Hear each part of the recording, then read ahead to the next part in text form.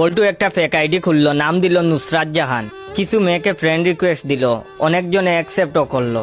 এর মধ্যে অপর্ণা ইসলাম নামে একটা মেয়েকে ওর খুব ভালো লাগলো। বল্টু সব সময় ওর সাথে চ্যাট করত।